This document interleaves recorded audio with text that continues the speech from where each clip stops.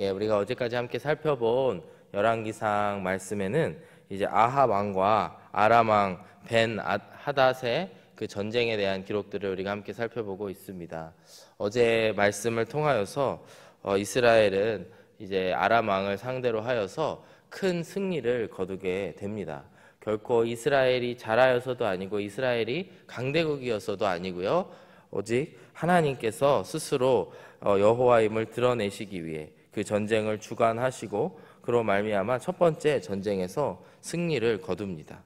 1차 전쟁이 있고 난 이후에 이제 한 선지자가 이제 이스라엘 왕 아합에게 나와서 이제 알려줍니다. 예고를 하고 있습니다. 이제 곧 두 번째 전쟁이 있을 것이고 아람이 다시 한번 이스라엘을 침공할 텐데 잘 대비하여서 준비할 것을 이야기를 합니다. 어제 함께 읽으신 말씀 열왕기상 20장 22절의 말씀을 보시면요, 그 선지자가 이스라엘 왕에게 나와 이르되 왕은 가서 힘을 기르고 왕께서 행할 일을 알고 준비하소서. 해가 바뀌면 아람 왕이 왕을 치러 오리이다 하니라. 이렇게 예언하고 있습니다.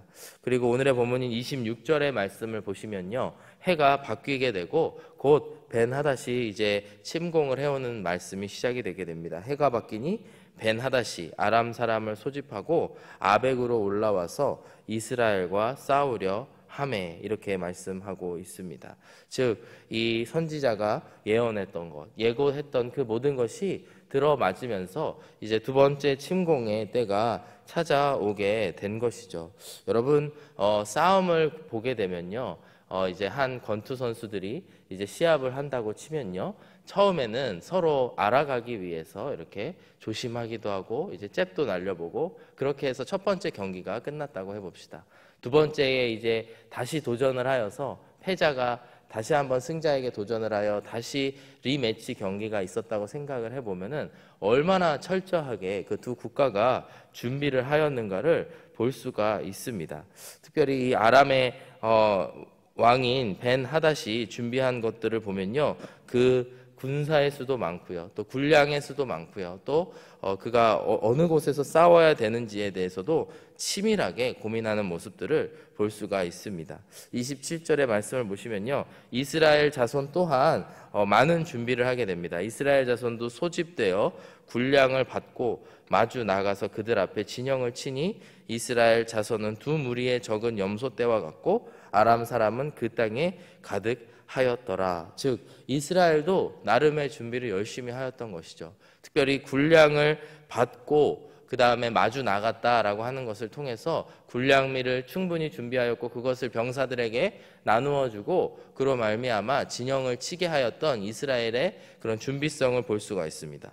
그런데 27절 후반부에 보게 되면요, 그런 이스라엘의 그 준비에도 불구하고 그것이 무색할 만큼 아랍의 왕은 더 철저하게 준비하는 모습을 볼 수 있습니다. 일단 그 수적으로도 이스라엘의 무리가 적은 염소떼와 같다고 한다면 반대로 아람 사람은 그 땅에 가득하였더라. 얼마나 그 군사의 머릿수에 있어서 큰 차이가 있었는지를 볼 수가 있습니다. 더 나아가 우리가 한번 28절의 말씀을 함께 살펴보게 되면요, 그곳에서 이제 아벡이라고 하는 곳에서 이제 그 전쟁을 준비하는 모습을 보여주게 됩니다. 그것이 어떻게 된 거냐면 바로 이 아람 사람들이 여호와 하나님에 대한, 이스라엘의 하나님에 대한 착각을 하고 있기 때문에 그로 말미암아 이렇게 계획을 세운 것입니다. 그때에 하나님의 사람이 이스라엘 왕에게 나와 말하여 이르되 여호와의 말씀에 아람 사람이 말하기를 여호와는 산의 신이요 골짜기의 신은 아니라 하는도다. 그러므로 내가 이 큰 군대를 다 내 손에 넘기리니 너희는 내가 여호와인 줄 알리라 하셨나이다. 이제 다시 한번 하나님의 사람, 또 다른 하나님의 사람인 것으로 보이는데 그가 이스라엘 왕인 아합에게 나와서 이제 아람 군대의 전략이 무엇인지를 이야기를 해줍니다. 그것은 바로 여호와는 산의 신이요 골짜기의 신은 아니라라고 이야기하고 있는 이 아람 사람들의 이야기를 하고 있습니다. 우리는 어제도 이 말씀을 함께 살펴보았는데요, 이제 아람 사람들은 자신들이 1차 침공 때에 철저하게 패배를 당하자 그것을 분석했습니다. 왜 왜 전쟁에서 실패를 하였을까? 근데 이 이방인들이 그들의 머릿속에서 나오는 그 생각이 무엇이었는가 하면은 바로 이 여호와 하나님, 이스라엘의 하나님이 산의 신이었기 때문에 그런 것이다.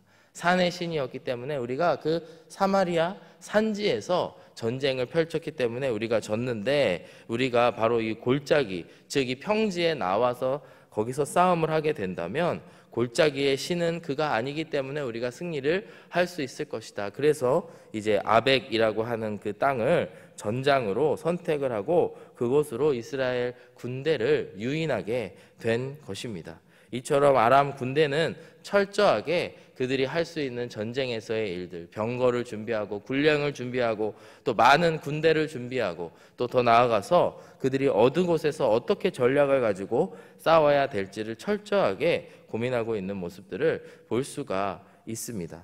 그런데 우리가 읽으신 28절의 후반부의 말씀에 보시면요, 그러므로 내가 이 큰 군대를 다 내 손에 넘기리니 너희는 내가 여호와인 줄을 알리라 하셨나이다. 한 선지자의 입술을 통하여서 아합 왕에게, 이스라엘의 아합 왕에게 이러한 말씀이 임하였던 것입니다.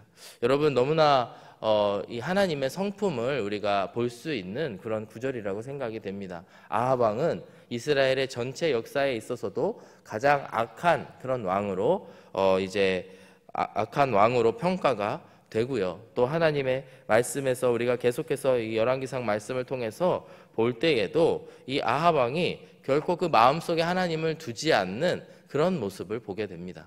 그럼에도 불구하고 하나님께서는 아합을 도우시고 또 북이스라엘을 이제 그 전쟁 가운데에 승리로 이끄시는 모습들을 보게 되는 것입니다. 그걸 통해서 우리가 하나님의 사랑이 얼마나 크신지, 그리고 그 하나님의 사랑이 얼마나 깊은지를 볼 수 있게 되는 것입니다. 오늘의 본문을 함께 살펴보면서 아합 왕이 저질렀던 우리 죄에 대한 말씀을 우리가 오늘도 한번 묵상해 보기를 원합니다. 먼저 결론적으로 한마디로 정리를 하자면 아합은 어떠한 잘못을 하였느냐? 바로 하나님의 것을 하나님의 것으로 드리지 못하고 하나님과의 경계선이 무너진 사람이었습니다. 자신이 하나님을 대신할 수 있는 사람이라고 생각하였던 것 같고요. 두 번째로는 그는 오늘 함께 전쟁을 펼치고 있는 이 이방인들과의 경계선이 완전히 무너진 사람임을 오늘의 본문의 말씀을 통해서 볼 수가 있습니다. 우리가 그것을 살펴보면서 우리가 지켜야 될 경계선이 무엇인지 함께 살펴보며 오늘도 우리가 거룩한 삶을 하루 동안 살아갈 수 있기를 주의 이름으로 축복합니다. 오늘의 본문 28절의 말씀을 다시 한번 보시면 하나님께서 이 전쟁이 하나님의 것임을 말씀하고 있습니다. 그러므로 내가 이 큰 군대를 다 내 손에 넘기리니 너희는 내가 여호와인 줄을 알리라 하셨나이다. 이것이 무엇을 의미합니까? 모든 전쟁이 여호와 하나님께 속하였다라고 하는 것을 아합 왕에게 다시 한번 보여주기 위한 그런 상황인 것이죠. 바로 이스라엘의 군대가 이 염소 떼와 같은, 적은 염소 떼와 같이 보잘것없는 것이었고, 그와 반대로 아람 사람들은 그 땅에 가득하였다라고 하는 것을 볼 때에 눈으로 보아서도 이 전쟁에서 승리할 수 없음을 아합은 느꼈을 것입니다. 또 그가 잔머리를 많이 쓰는 사람이었기 때문에 더더욱 이것을 통해서 승리할 수 없음을 알았을 텐데, 그가 그럴 때에 하나님께서 먼저 말씀하시고 승리가 주어진 이후에 오신 게 아니고요, 승리를 주시기 전에 그런 말을 하셨다라는 것이죠. 29절의 말씀을 보시면요, 이어지는 말씀에서 하나님께서 정말로 큰 승리를 허락하고 계심을 볼 수 있습니다. 진영이 서로 대치한 지 7일이라 일곱째 날에 접전하여 이스라엘 자손이 하루에 아람 모병 10만을 죽임에, 이렇게 말씀합니다. 10만이라고 하는 보병을 죽였다라고 하는 이 말씀이 사실은 역사적으로 논란이 되고 있는 구절이기도 합니다. 왜냐하면 그 당시 고대 근동의 전쟁치고는 너무나 많은 그 군대의 수를 기술했기 때문이죠. 그래서 어떠한 신학자는 이것이 실제로 10만 명을 죽였는지 아니면 10만 명에 해당하는 그 군대에게 큰 타격을 입혔는지, 아니면 고대 근동의 문서이기 때문에 어느 정도 과장법을 가지고 썼는지에 대한 논란들이 있습니다. 그런데 어쨌든 이 29절의 말씀을 통해서 알 수 있는 것이 철저하게 이스라엘이 승리를 거두었다. 그 아람 군대는 철저한 패배를 타격을 입을 수밖에 없었다라고 하는 것을 볼 수가 있습니다. 그리고 이 29절의 말씀의 앞전에 일곱째 날에 접전하였다. 대치한 지 7일이고 일곱째 날에 접전하였다라고 하는 말씀을 통해서 아마도 이스라엘 백성들은 여리고를 쳤던 여호수아를 기억하였을 것이다, 이렇게 해석을 하기도 합니다. 즉 이방 민족과의 싸움에서 여호와의 이름을 들고 싸우는 군대는 그 이방 민족을 철저하게 멸해야 되고 그것을 끝까지 준행해야 되는 여호수아에게 하나님께서 주신 그 말씀을 기억을 하고 있었다는 것입니다. 즉 하나님께서는 그가 이 전쟁의 주관자가 되시고 이 전쟁의 승리를 이끌어 주실 분이 하나님이심을 말씀으로 하셨고요. 또 여러 가지 상황들, 일곱째 날에 모든 보병을 치게 하신 그 상황을 놓고 보았을 때에 이스라엘 백성들이라면 그 여호수아에게 주신 그 승리를 주신 하나님이 오늘도 일하고 계시구나라고 하는 것을 바라보게 된다라고 하는 것입니다. 너무나 자연스러운 그런 상황인 것이죠. 그리고 실제로 10만 명을 죽였다라고 하는 기록처럼 엄청나게 큰 타격을 아람에게 입히게 되는 것입니다.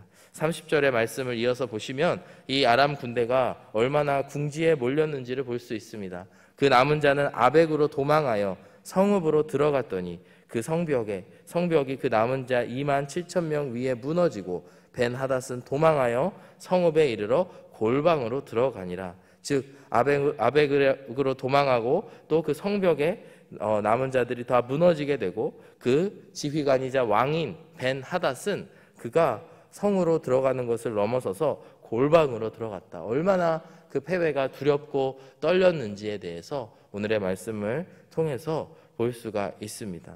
이와 같이 아합 왕이, 이스라엘의 왕이자 사령관인 이 아합이 이러한 전쟁의 상황을 보았을 때에 어떠한 마음을 그가 가져야지 마땅한 마음일까요? 그가 정말 하나님 말씀에 귀 기울여야 하고 또 하나님이 여러 상황들을 통해서 보여주시는 그 모습을 통해서 하나님을 바라보았어야 된다라고 하는 것입니다. 그러나 우리가 이어지는 말씀에서 함께 살펴보겠지만 아합은 그 모든 승리를 자신의 것으로 돌리고 그 모든 전쟁의 뒤처리를 자신이 하고 싶은 대로 처리하는 모습을 보게 됩니다. 이처럼 우리가 이 말씀을 통해서 우리의 삶을 돌아보기를 원합니다. 때로는 하나님께서 말씀하실 때가 있습니다. 하나님 말씀으로 말씀하실 때가 있고요. 또 주일 말씀을 통해 목사님을 통해 우리에게 하시는 말씀들이 있습니다. 우리는 그것에 귀 기울여야 될 줄로 믿습니다. 하지만 때로는 우리에게 말씀이 귀에 들어오지 않을 때도 있습니다. 그럴 때엔 우리가 어떻게 해야 될까요? 그때도 우리가 하나님을 구하며 하나님의 뜻을 구해야 되는데 그럴 때에는 여러 상황들을 통해서 또 내 삶의 여러 한 절 한 절을 통하여서 하나님께서 우리에게 말씀하신다라고 하는 것입니다. 그런데 우리가 아합처럼 우리의 귀를 닫고 보지도 않고 듣지도 않고 하려고 한다면 우리의 삶이 얼마든지 하나님의 자리에 올라가고 내가 정말 이 땅의 왕인 것처럼 살아갈 수 있게 된다라고 하는 것입니다. 오늘 말씀을 통해서 아합의 모습을 통해서 그러한 경계가 우리에게 처지기를 주의 이름으로 축복합니다. 그래서 31절의 말씀을 보시면은 이제 아람의 신하들이 이야기하고 있는 이야기가 나오게 되는데 그들이 이제 이스라엘에게 구걸을 하고 목숨을 구걸하려고 하는 모습을 보게 됩니다. 그의 신하들이 그에게 말하되 우리가 들은즉 이스라엘 집의 왕들은 인자한 왕이라 하니 만일 우리가 굵은 배로 허리를 동이고 테두리를 머리에 쓰고 이스라엘 왕에게로 나아가면 그가 혹시 왕의 생명을 살리리이다 이렇게 말씀하고 있습니다. 이스라엘 집의 왕들은 인자한 왕이라 그들은 인자하고 자비로운 왕들이기 때문에 이스라엘 왕에게 가서 우리가 목숨을 구걸한다면 그들이 살려줄 것입니다. 이렇게 이야기하고 있습니다. 그리고 굵은 배로 허리를 동이고 테두리를 머리에 쓴다라고 하는 것은 철저한 참회를 이야기하고 있는 것인데 우리가 이스라엘 왕 앞에 나아가서 이스라엘 백성들에게 참회를 구하고 용서를 구한다면 그들이 반드시 우리를 용서해 줄 것이다 라고 하는 말을 이 아람 국가는 하고 있다라고 하는 것입니다. 하나님을 통하여서 얼마나 전세가 역전이 되었는지를 볼 수가 있습니다. 그리고 32절의 말씀을 보시게 되면은 실제로 그들이 나아가서 이스라엘 왕에게 나아가서 그들의 목숨을 구하게 됩니다. 그들이 굵은 배로 허리를 동이고 테두리를 머리에 쓰고 이스라엘 왕에게 이르되 왕의 종 벤 하닷이 청하기를 내 생명을 살려 주옵소서 하더이다. 아합이 이르되 그가 아직도 살아있느냐? 그는 내 형제이니라. 아마도 이 32절 마지막 부분의 말씀을 보게 되면은 두 눈이 휘둥그레지실 것입니다. 사실 아합 왕은 전혀 이들과 화친을 맺을 이유가 없습니다. 아람이 먼저 이들을 침략하였고요. 근데 그 가운데에 하나님을 통하여서 그들이 아합이 승리를 거두었기 때문인 것이죠. 그런데 여기서 아직도 살아있느냐? 그는 내 형제이니라. 그리고 이어지는 33절과 34절의 말씀을 통해 보시면요, 이 아합의 말이 그의 진심임을 알 수가 있습니다. 그 사람들이 좋은 징조로 여기고 그 말을 얼른 받아 대답하여 이르되 벤 하닷은 왕의 형제니이다. 왕이 이르되 너희는 가서 그를 인도하여 오라. 벤 하닷이 이에 왕에게 나아오니 왕이 그를 병거에 올린지라. 그를 옆에 끼고 그 벤 하닷 이방 왕을 옆에 끼고 그를 이제 추켜 세우게 되는 모습을 보게 됩니다. 34절 후반부에 보시게 되면요, 아합이 이르되 내가 이 조약으로 인해 당신을 놓으리라 하고 이에 더불어 조약을 맺고 그를 놓았더라. 하나님의 자리를 넘버온 이 아합, 자기가 왕이라고 생각했던 이 아합의 너무나 당연한 모습은 그의 삶이 이방인들의 삶과 섞일 수밖에 없는, 그리고 그와 동일시될 수밖에 없는 그런 모습을 보게 됩니다. 아합이 왜 이러한 결정을 했을까요? 물론 그는 내 형제이니라 라고 하는 이 말이 외교적인 수사어라고도 이야기를 합니다. 그러나 그의 행동을 놓고 봤을 때 마땅히 쳐서 심판해야 될 이 이방 족속을 놓아주는 모습, 그리고 그를 형제라고 부르며 그와 화친하는 모습을 통해서 이미 아합의 삶이 이방인의 삶과 동일시되어 가는 모습들, 그리고 그와 섞여서 그의 삶이 전혀 구분되지 않는 모습들을 보게 된다라고 하는 것입니다. 여러분, 이처럼 우리가 하나님과의 관계가 무너졌을 때 하나님을 우리의 왕으로 모시지 않고 살아가다 보면은 이방 사람들, 즉 예수님을 믿지 않고 또 더 나아가서 죄를 저지르고 있는 사람들과 한 무리에 섞일 수밖에 없는 그런 모습을 보게 됩니다. 아마 아합을 우리가 이해하고자 한다면 그가 얼마나 그 아람이 두려웠겠습니까? 더 강대국이고 더 큰 군대를 가지고 있는 게 사실인데 그 상황에서 하나님을 의지하지 못하고 그와 화친을 맺고 그와 평화를 맺는 것이 그가 살 길이라고 생각하였다라고 하는 것입니다. 사랑하는 여러분, 하나님께서는 우리에게 내가 거룩하니 너희도 거룩하라 라고 말씀을 하셨습니다. 거룩하다라고 하는 뜻은 세상과 구별된 것을 의미합니다. 그래서 이스라엘 백성들은 출애굽 시기 때에 이방 민족들과도 구별되는 거룩한 삶을 살았고요. 동시에 하늘에 계신 하나님께 나아갈 때에 성소와 지성소를 두어 하나님의 자리를 또한 거룩하게 구별하였던 그런 모습을 볼 수가 있습니다. 오늘의 아합의 모습을 통해 하나님과의 관계가 무너진 자의 그런 끝없이 타락하는 모습을 보게 되고요. 또 그가 어디까지 가느냐, 바로 이 자기를 먼저 치기 위해 온 이방 민족, 하나님이 승리까지 주신 그 상황에서도 그들과 화친을 맺으며 형제를 맺는 그런 아합의 모습을 보게 됩니다. 내일의 말씀을 통해서 이 아합 왕에게 임할 하나님의 무서운 심판을 우리가 보게 될 텐데, 우리가 이것을 생각하며 오늘도 경계하여서 하나님과의 거룩한 경계선을 짓고 또 세상과 이 이방과의 거룩한 경계선을 지켜나가시는 저와 여러분들이 되시기를 주의 이름으로 축복합니다. 함께 기도하겠습니다. 사랑하는 아버지 하나님, 감사합니다. 우리가 죄의 경계선, 하나님과의 경계선이 없이 살아갔던 우리의 삶을 아버지 하나님께 고백합니다. 그러나 하나님, 예수 그리스도를 통하여 우리의 주인 되어 주셔서 우리의 삶을 다시 한번 정돈하여 주시고 하나님과의 거룩한 선, 그리고 또 세상과 구별된 선을 짓게 하여 주심을 감사합니다. 오늘도 하나님께서 우리를 구별된 하나님의 백성으로 불러주셨사오니 그 부르심에 응답하여서 오늘도 하나님의 거룩한 구별된 백성으로 살아갈 수 있도록 인도하여 주옵소서. 감사드리며 예수 그리스도의 이름으로 기도드렸습니다. 아멘.